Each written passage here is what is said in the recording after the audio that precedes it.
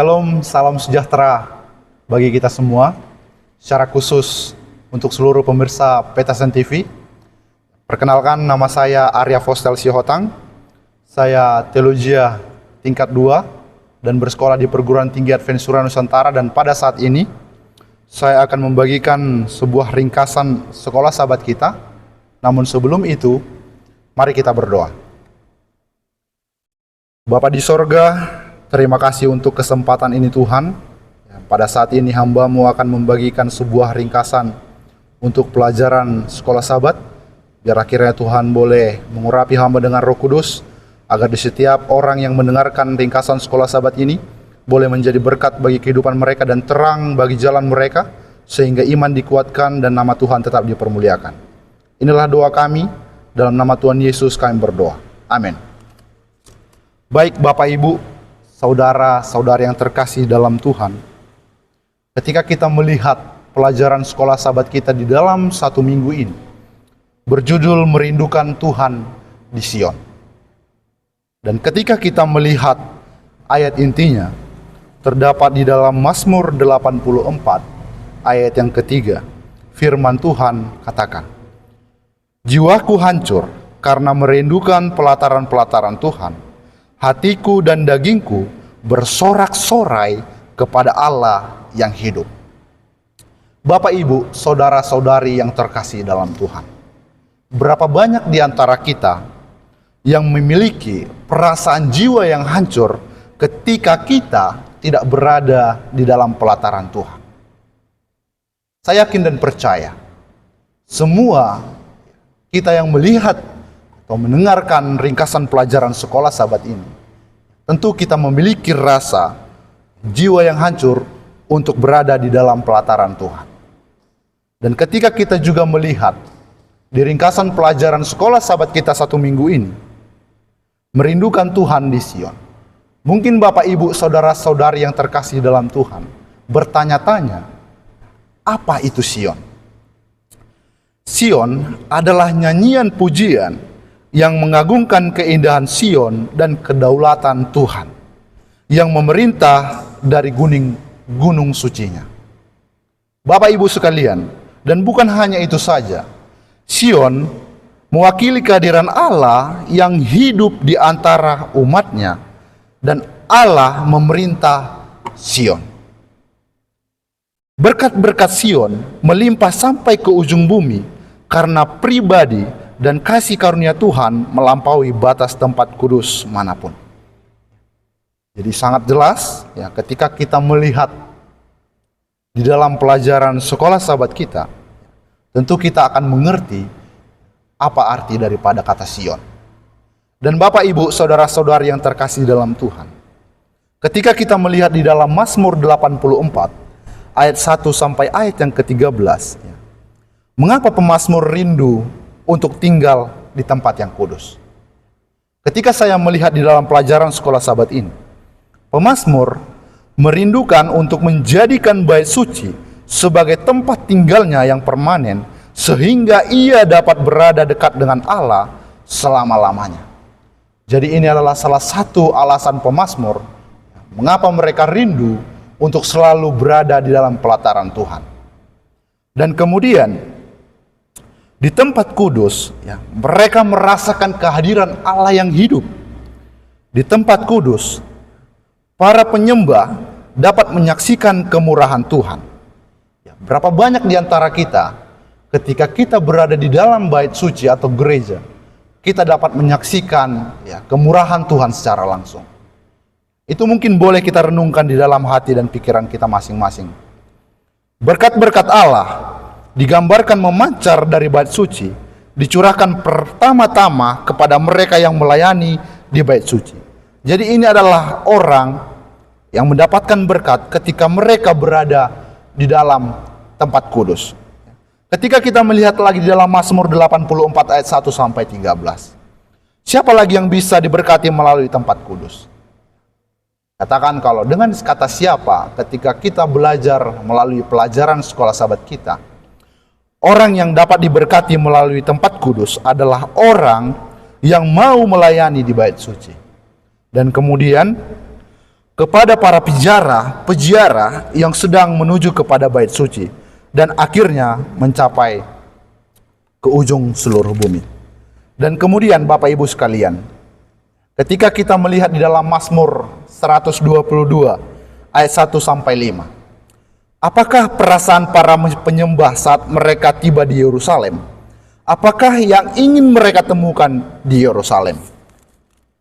Dikatakan para penyembah, ini adalah para peziarah, yang arti daripada peziarah ini Bapak Ibu saudara-saudari yang terkasih dalam Tuhan, adalah seorang pelacong yang meminta keadilan dan datang ke bait suci.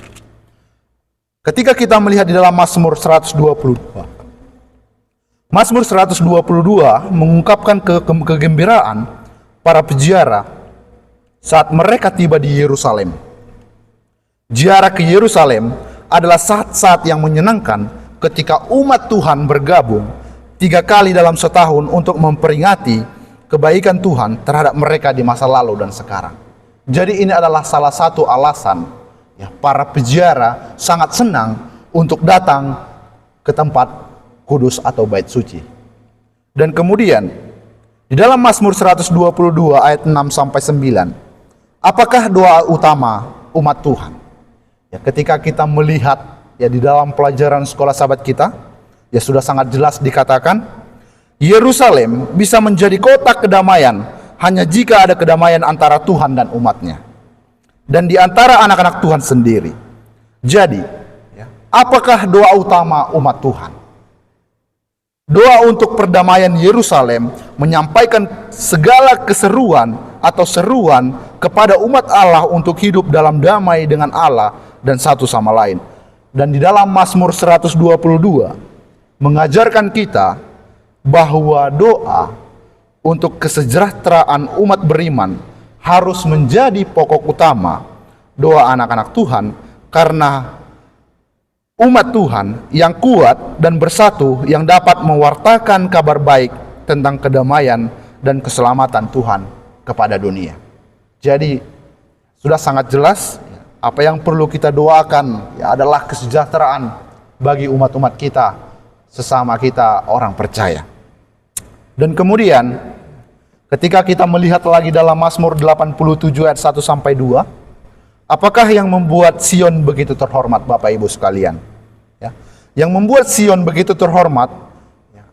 Sion ini adalah sebagai kota yang dipilih dan dikasihani atau dikasihi Allah secara khusus. Itulah istimewanya dari kota Sion. Dan Mazmur menegaskan bahwa penyembahan yang benar kepada Tuhan ada di tempat pilihannya, atau dengan kata lain di tempat Sion ini, Bapak Ibu sekalian. Dan dalam Mazmur 87 ayat 3 sampai 7, apakah hal-hal mulia yang dibicarakan tentang Sion? Kemuliaan Sion ya, menarik semua bangsa kepada Tuhan, sehingga batas-batas kerajaan Tuhan diperluas hingga sampai ke seluruh dunia. Jadi Sion itu adalah tempat yang sangat istimewa Bapak Ibu, saudara-saudari yang terkasih dalam Tuhan. Jadi melalui kota Sion, Mazmur 87 menunjuk pada keselamatan baik orang Yahudi maupun orang bukan Yahudi, dan persatuan mereka dalam satu gereja melalui pelayanan penebusan Kristus. Melalui pelajaran sekolah sahabat kita, Sion rumah segala bangsa, yang artinya tidak ada perbedaan. Kita sudah ditebus oleh Kristus, yang dimana kita satu di dalam orang percaya. Jadi sudah tiba di penghujung. Apa yang boleh kita dapatkan melalui pelajaran sekolah sahabat kita pada 1 minggu ini? Sion harus menjadi perhatian kita dan harapan akan pemerintahan yang berdaulat terwujud. Jadi dalam sekolah sahabat kita ini merupakan panggilan untuk kita ya, agar kita boleh menempatkan perasaan rindu kita untuk apa? Untuk harapan ke Sion. Dan kemudian banyak anak Tuhan merindukan Sion surgawi di masa yang mendatang ya. Di masa yang mendatang dikatakan inilah kitalah yang mengharapkan kota Sion ini. Dan kemudian sudah sangat jelas apa yang perlu kita doakan saudara-saudara kita ya, supaya mereka boleh tergabung dengan kita. Di Sion, surgawi kekuasaan penciptaan misteri kasih dibukakan, dan tidak ada lagi godaan serta musuh yang kejam itu.